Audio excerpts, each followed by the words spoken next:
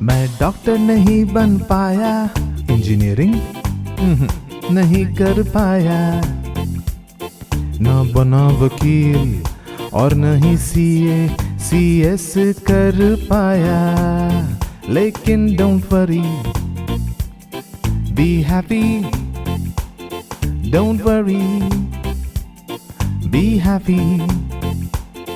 मैं कुछ ना कुछ कर लूंगा, तेरे कष्टों को हर लूंगा। ओ डैडी, ओ मम्मी डियर, मैं हूँ करियर वॉरियर, एक करियर वॉरियर, मैं हूँ करियर वॉरियर, एक करियर वॉरियर। नमस्कार, मैं हूं जॉर्ज ग्रोवर और मैं आप सभी का करियर वॉरियर के आज के एपिसोड में स्वागत करता हूं। हम लोग एक सीरीज चला रहे हैं जिसमें हम अपने दर्शकों को, विशेष करके युवा वर्ग को प्रेरणा देना चाहते हैं कि यदि आप पढ़ाई लिखाई में, एकेडमिक्स में बहुत अच्छा नहीं कर पाए तो भी आपको हताश होने की ज़रूरत नहीं है। इसका इज़ द लिमिट, आप कुछ भी कर सकते हैं। इसी सिलसिले में हम आपको ऐसे लोगों से मिलवाते हैं जो कि अपने करियर में नॉन ट्रेडिशनल तरीके से काम करके भी कामयाब हैं। आज हमारे साथ ऐसे ही एक मेहमान हैं जिनका नाम है KP सिंह। आइए हम मिलते हैं KP सिंह जी से। नमस्कार KP सिंह जी। जय हो करम की सर। जय हो करम की जी। अच्छा, सबसे पहले हम आपसे इसी बारे में बातचीत कर लेते हैं। ये जो आपने एक स्लोगन कहा या डायलॉग कहा, इसके पीछे क्या कारण है? जी, इससे अगर हम लोग कहें तो कहीं ना कहीं देखा गया है कि कोई श्री राम की बोलता है, जो किसी हनुमान की बोलता है, इस तरह से कोई ना कोई किसी ना भगवान को या अल्लाह को बोलता है। लेकिन मेरे को एक अपने आप में विचार आया कि कहीं ना कहीं हम लोग जो कर्म कर रहे हैं, जो हम डेली कार्य करते हैं सुबह उठने से रात को सोने तक, लेकिन उसकी जय हो कर्म की, यानी कि कर्म की तो जय कोई बोलता ही नहीं है। तो मैंने खुद ने अपने आप से सोचा कि क्यों ना मैं ये एक शुरुआत करूं जय हो कर्म की। बहुत बढ़िया सर। KP सिंह जी, अपने बारे में कुछ बताएं हमारे दर्शकों को, खास करके युवा वर्ग। जी बिल्कुल, मेरा नाम KP सिंह है और मैं सवाई माधोपुर से हूँ और अभी वर्तमान में मैं यूट्यूबर हूँ और साथ के साथ में फेसबुक पेज पर मैं लाइव भी देता हूँ। और सुबह का टाइमिंग मेरा है, सुबह 6 बजे डेली मैं एक लाइव पे आता हूँ। तो काफ़ी लोग, काफ़ी ये कहूँगा कि देश विदेश से जुड़ते हैं और मुझसे सिर्फ मुझे देखने के लिए ही उसको लाइव को देखते हैं और मैं नेचर के नज़ारे दिखाता हूँ। वो क्या कहते हैं कि कहीं ना कहीं लोग बाग जब सोते हैं तो वो टेंशन में सोते हैं और उठते हैं जब भी कहीं ना कहीं टेंशन लेके सोते हैं, या कि कल उठते हैं तो कहते हैं कि यार कल क्या होगा। लेकिन जब नेचर देखते हैं तो कहते हैं यार वास्तव में यार KP सिंह आप कुछ दिखा देते हो जिससे दिल खुश हो जाता है। तो सबसे बड़ा तो ये कहूँगा कि ये मेरा परिचय है और साथ में बहुत कुछ है, आप ये देख पा रहे हो। अगर इसका राज भी जानना चाहोगे तो ये भी अलग है। अच्छा, ये जो आपने हमारे रजनीकांत साहब की तरह जो बना रखा है, मुझे तो लग रहा है आप राजस्थान के रजनीकांत हो। ये तो आप क्या कह सकते हैं, ये तो मानना है। लेकिन ऐसा कहा गया है कि हमारे भारत की संस्कृति में बताया जाता है और कहा भी जाता है कि अधिकतर बाल फादर को दिया जाता है जब वो चले जाते हैं, लेकिन मैंने अपनी धर्मपत्नी को ये बाल दिए। तो KP सिंह जी, आपने बताया कि आपने अपनी पत्नी की वजह से जो है ये बाल उनको दे दिए हैं और ये जान के हमें अफसोस हुआ कि वो हमारी इस दुनिया में नहीं है। दुनिया में है लेकिन डिवोर्स हो चुका है। ओहो, ये तो बहुत अजीब सी बात हुई और माफ़ी चाहूँगा, मैंने आपकी पत्नी को दिवंगत बता दिया। तो डिवोर्स ही हैं आप। चलो, हम आपकी पर्सनल लाइफ के ऊपर तो हम आप कुछ कहना नहीं चाहते, हम अपनी बातचीत के सिलसिले को आगे बढ़ाते हैं। आपका बचपन कैसे बीता? किस तरह के विद्यार्थी थे आप? पढ़ने में बहुत तेज थे या बदमाश बच्चे होते हैं जो कि बोलते हैं ना उद्यमी बच्चा है, उस तरह के बच्चे थे या किस तरह के बच्चे थे आप? मैं बहुत सिंसियर था और मुझे जहाँ तक याद है कि हमारे फादर BOE में थे, बैंक ऑफ बड़ौदा में। तो 6 में उस ज़माने में 76 या 75% आना बहुत बड़ी बात हुआ करती थी। तो मेरे फादर को उस समय कुछ पैसे मिले थे बैंक की तरफ से, तो उस ज़माने में रेंजर साइकिल मिली थी मुझे। तो इससे अंदाज़ा लगा सकते हैं कि पढ़ाई में मैं किस तरह का हूँ। बहुत बढ़िया। फिर आपकी हायर स्टडीज़ कहाँ से की आप? मेरी सवाई माधोपुर से हुई और सवाई माधोपुर से मैंने 10th तक किया और उसके बाद में फिर मैं प्राइवेट आया। फिर मैंने जो अपना एजुकेशन है वो फिर प्राइवेट ही किया। जी। तो आपकी एजुकेशनल क्वालिफिकेशन क्या माने हम? मेरा जो है 5 ईयर डिप्लोमा है ड्राइंग से। ड्राइंग से। जी। तो ये एमए कहलाएगा या बीए कहलाएगा? ये एमए कहलाता है जी। और फिर प्राइवेट ही में पढ़ाई करता रहा। फिर आगे करियर में क्या हुआ, आजीविका के लिए आपने क्या किया? हाँ बिल्कुल, 91, 92 और 93 में बीओबी मैंने जॉब किया। अच्छा, आप बैंक में सर्विस कर रहे थे? जी बिल्कुल। तो अब भी कर रहे हैं? नहीं बिल्कुल नहीं, मैं छोड़ चुका हूँ जॉब को। अरे, इसके पीछे क्या कारण रहा? इसके पीछे के कारण है, मैं जॉब करता था तो 3 साल मैंने जॉब किया, तो मुझे ऐसे फील हुआ कि यार क्या इसमें बंद के रह जाना है क्या, सिर्फ क्या जिंदगी ऐसे कटेगी कि अधिकारियों के अधीन रहेगा, क्योंकि पियोन था मैं। तो फिर मुझे लगा नहीं यार कुछ अलग करना चाहिए। तो मेरे अंदर से आवाज़ आती थी कि तू तो इतिहास में कुछ और करना है। तो फिर मैंने वो जॉब छोड़ा। तो काफ़ी घर वाले लड़े, फादर विशेष कर लड़े कि यार जॉब कहाँ मिलता है इसे। मैंने उनसे एक ही बात कही कि इससे ज़्यादा नाम और पैसा कमा देता हूँ। अरे वाह। फिर क्या आप वो अर्जित कर पाए जो आप अर्जित करना चाह रहे थे? बिल्कुल, वो अर्जित कर पाए। उसके बाद में होता क्या है कि मैं स्कूलिंग में गया, टीचर लाइन में मैंने पढ़ाया। उसके बाद भी फिर मुझे ऐसा लगा नहीं। फिर 2008 में मैं बताना चाहूँगा, हमारे रणथंभौर के फतेह सिंह जी, जिनका नाम काफ़ी चलता है, सम्माननीय है, उनके द्वारा एक जानकारी मिली कि क्यों ना एनजीओ का गठन किया जाए। तो 2008 में 8-9 में एनजीओ का गठन हुआ और उसके बाद सोशल वर्कर बन गया मैं। सोशल वर्कर बनने के बाद में लोगों की सेवा करी और साथ के साथ में नाम भी कमाया। सोशल वर्क में कोई खास फील्ड चुना आपने? हाँ बिल्कुल, जो फील्ड था वो था मेरा सेव द टाइगर को लेकर। अच्छा।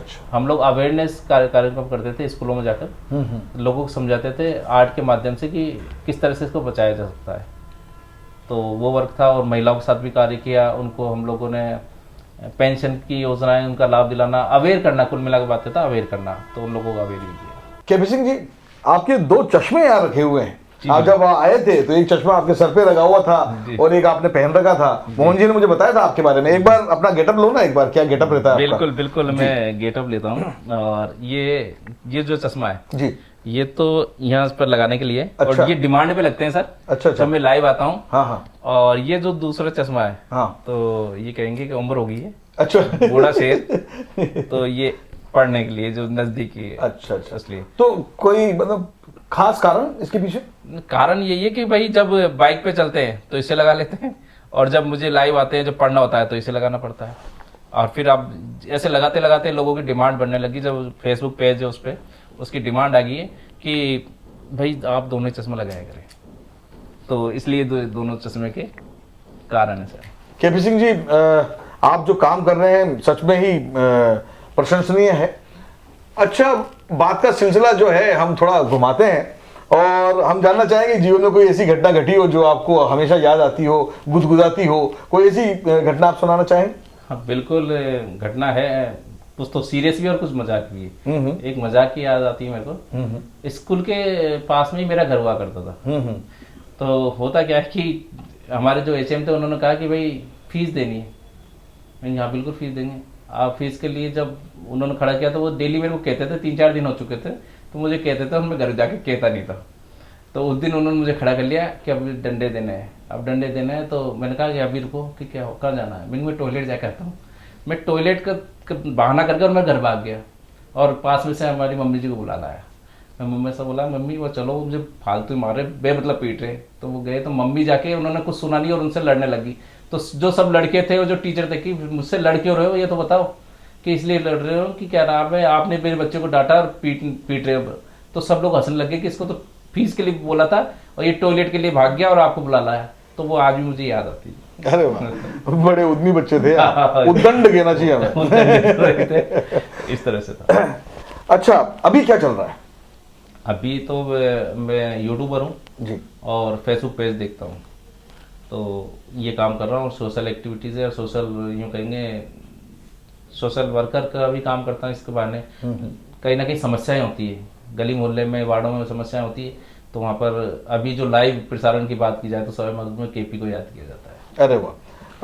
हमारे मित्र हैं मोहन शर्मा जी, जी जिन्होंने आपके बारे में मुझे सबसे पहली बार बताया जी। और जानकर आश्चर्य हुआ कि एक यूट्यूबर हमारे राजस्थान के बहुत अच्छा काम कर रहे हैं। हमारा ये सौभाग्य है कि आप हमारे को समय दे रहे हैं और अपनी बातें हमारे साथ शेयर कर रहे हैं जी। हमारी शुभकामना है आपके लिए कि 2700 जहाँ हैं वो 2 लाख या 20 लाख या 2 करोड़ हो जाएं आपके सब्सक्राइबर।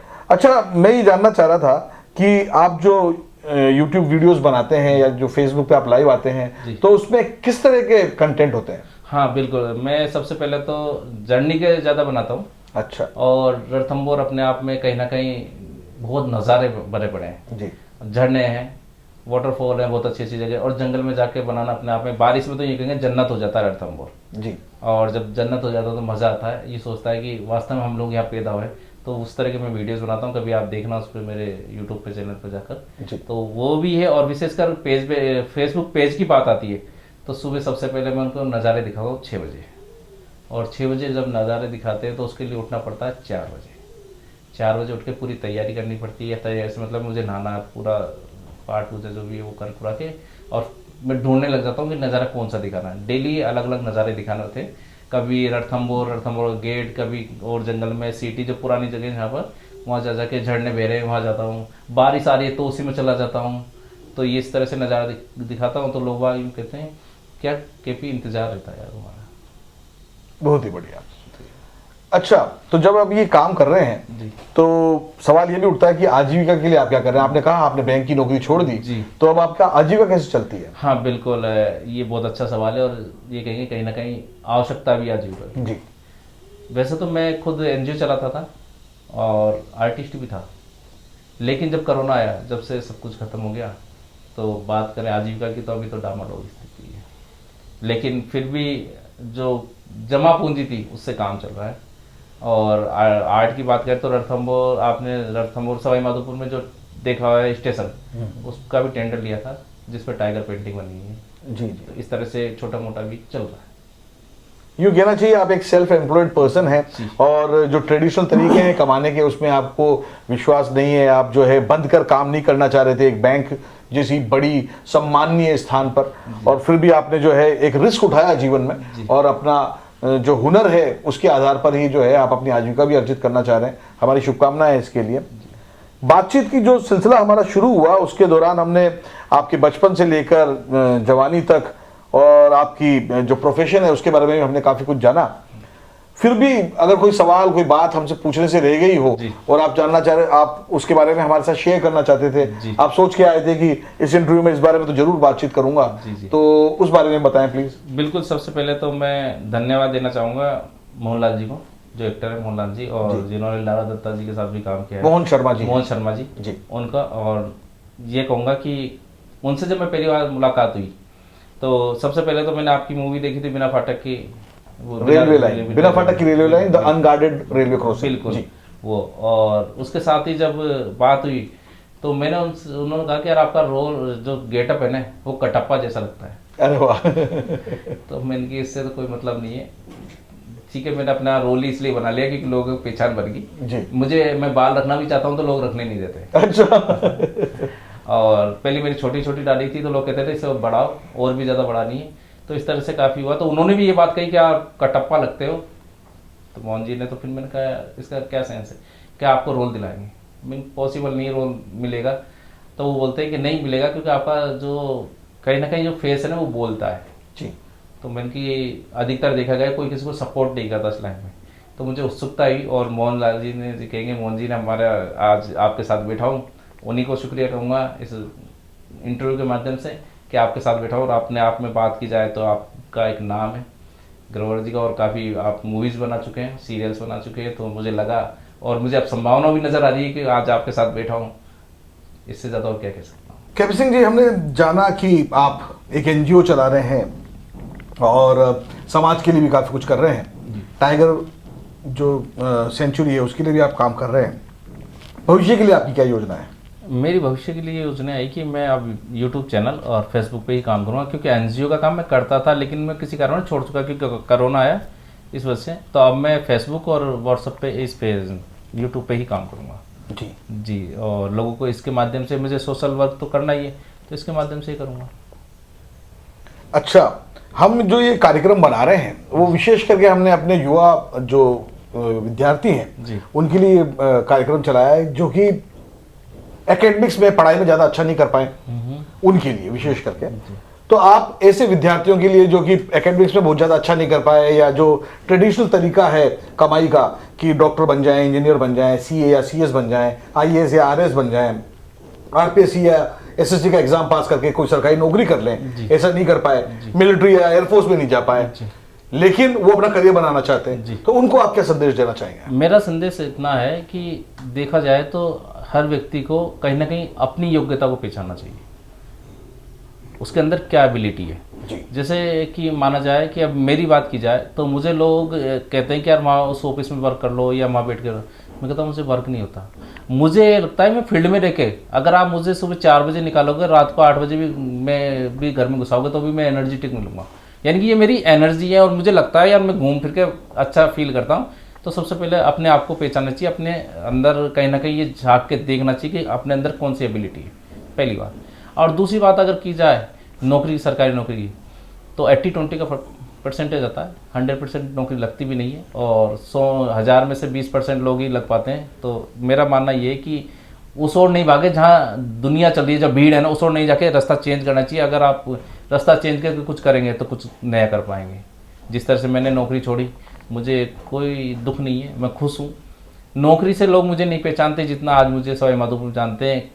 मैं जब गुजरता हूँ तो कोई तो कटप्पा बोलता है, कोई गंजा बोलता है, कोई मुझे किरमानी बोलता है, सईद किरमानी बोलते हैं जी। और कोई मुझे अनिल कुंबले बोलता है, अनिल का इस तरह से कामली, हाँ कामली बोलते हैं। तो मैं सोचता हूँ यार लोग पहचानते हैं कि मुझे, तो इस तरह से अलग हटके, जैसे नौकरी वाली बात आई ना, नौकरी मुझे नहीं पहचानते, मैं करता रहता जो मैं पियोन से मैनेजर तक जा सकता था। उसके बाद मेरा बंधा हुआ जगह थी, वो जो कहेंगे उस जहाँ पर वर्क कर रहा था वो लोग पहचानते हैं। लेकिन आज और ऐसी एक घटना घटित हुई अभी 5-7 दिन पहले, जब मेरी मदर को मैं हॉस्पिटल लेके गया तो मदर लड़ती थी कि ऐसे ही घूमता है। जब हॉस्पिटल लेके गया और वहाँ का 8:30 बजे समथिंग पहुँच गया मैं, तो जब वहाँ रूम बंद था तो मैंने कहा ये रूम बंद क्यों है? तो मैंने पीएमओ को फ़ोन लगा दिया।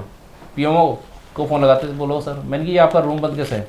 और बाद में इस तरह से जब ये बात चलती रही तो जब हम बाहर निकले, दवा वगैरह ली डॉक्टर से, तो मैंने खुद मदर से पूछा, मैं कैसा लगा आज मेरे साथ, क्या कमाया?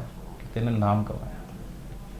तो सोच के देखिए, जो गवर्नमेंट मेरी नज़र में गवर्नमेंट नौकरी करता तो ये नाम नहीं मिलता। लेकिन आज पीएमओ, आज अगर बात करें अधिकारियों से, तो वो लोग कहीं ना कहीं हमको सम्मान देते हैं। इससे पहले कि हम अपने बातचीत के सिलसिले को रोकें, मैं हमारे टावर प्रोडक्शंस का एक स्मृति चिन्ह है, एक मोमेंटो है, वो मैं आपको देना चाहूंगा और निवेदन करूंगा कि आप अपने ड्राइंग रूम में से एक उचित स्थान दें। बिल्कुल, शुक्रिया आपका कि आपने मुझे इस लायक समझा। और ये जो स्मृति चिन्ह आप दे रहे हैं, ये कहीं ना कहीं मेरे दिल में है। ड्राइंग में तो बाद में होगा, पहले मेरे दिल में है। Thank you very much.